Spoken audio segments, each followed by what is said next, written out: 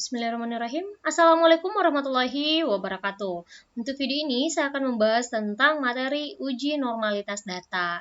Jadi materi untuk hari ini adalah salah satu syarat agar kita dapat menggunakan statistik parametrik. Karena jika datanya tidak berdistribusi normal, ya kita tidak dapat menggunakan statistik parametrik, melainkan yang akan kita gunakan adalah statistik non-parametrik.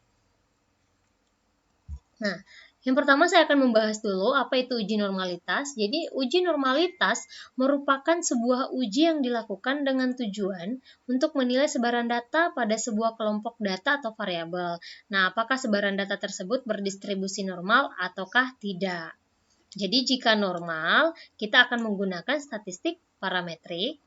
Nah, jika tidak normal, pastinya kita akan menggunakan statistik non-parametrik.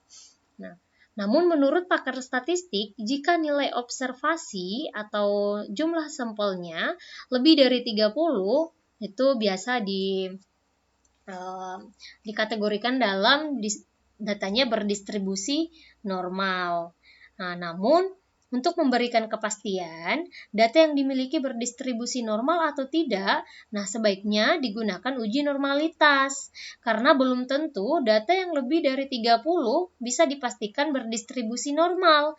Demikian sebaliknya, data yang banyaknya kurang dari 30 itu belum tentu tidak berdistribusi normal. Jadi oleh karena itu kita akan menguji normalitas suatu data dengan menggunakan ada dua uji yang biasa digunakan dalam mengetahui normalitas suatu data. Yang pertama adalah Kolmogorov-Smirnov. Ini yang sering digunakan ya, dan Shapiro-Wilk. Nah, di mana Kolmogorov itu jika nilai observasinya lebih dari 30, kita akan menggunakan Kolmogorov. Jika observasi kita lebih kecil dari 30, nah kita akan menggunakan Shapiro-Wilk. Nah, kemudian uji hipotesis pada uji normalitas baik itu Kolmogorov maupun Shapiro.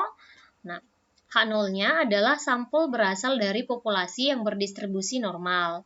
H1-nya sampel berasal dari populasi tidak berdistribusi normal. Dengan kriteria pengujian, jika nilai signifikan lebih besar 0,05, maka H0-nya diterima.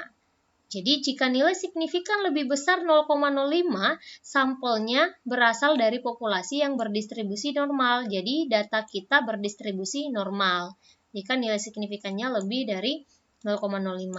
Namun sebaliknya, jika nilai signifikannya lebih kecil 0,05, maka H0-nya ditolak atau H1 yang diterima, sampelnya tidak berdistribusi normal. Jadi data kita tidak berdistribusi normal.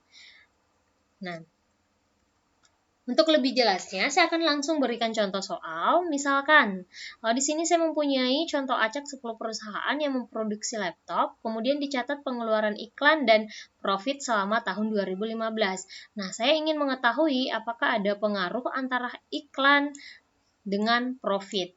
Nah, untuk menentukan apakah kita menggunakan statistik parametrik atau non-parametrik, kita perlu uji normalitas.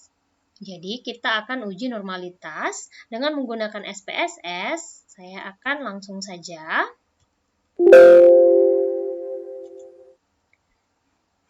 Jadi, datanya tinggal di-input masuk ke dalam SPSS seperti ini ya. Bisa kalian input sendiri, datanya seperti ini. Saya langsung input saja. Seperti ini. Nah, variabelnya bisa dibuat seperti ini. Iklan dan profit ya, sesuai dengan datanya. Nah, kemudian kita akan melakukan uji normalitas data dengan klik Analyze, kemudian Deskriptif, kemudian Explore. Kemudian dua variabel ini karena kita ingin mengetahui apakah data iklan atau profit ini berdistribusi normal atau tidak. Jadi kita langsung saja masukkan ke dalam sini semua. Kemudian klik plot. Kemudian centang yang normality plot with test. Jadi kita akan mengeluarkan uji normalitas. Ini tidak perlu. Ya, kalau kita ingin menampilkan histogram juga nggak apa-apa.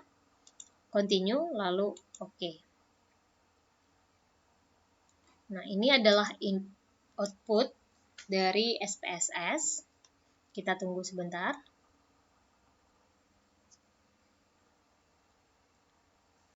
Nah, di sini terlihat ya bahwa nilai N-nya adalah jumlah observasi adalah 10.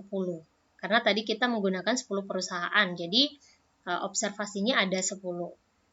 Ini adalah deskriptifnya. Nah, yang kita perlukan untuk uji normalitas adalah yang ini. Yang test of normality. Nah, berdasarkan kriteria tadi, jika jumlah observasinya lebih besar dari 30, kita akan menggunakan Kolmogorov-Smirnov. Namun, jika jumlah observasinya lebih kecil dari 30, kita akan menggunakan Shapiro-Wilk. Nah, untuk itu, karena data yang kita gunakan adalah observasinya hanya 10, maka kita akan melihat nilai yang ada di uji Shapiro-Wilk. Ya, jadi kita melihat nilai signifikannya. Berdasarkan kriteria tadi, yang ini, di mana jika signifikannya lebih besar 0,05, maka datanya berdistribusi normal. Jika signifikannya lebih kecil 0,05, maka datanya tidak berdistribusi normal. Nah, berdasarkan outputnya dapat dilihat ya, bahwa untuk data iklan, nilai signifikannya 0,920. Ini menandakan bahwa lebih besar dari 0,05. Jadi kita dapat simpulkan bahwa data pada iklan itu berdistribusi normal.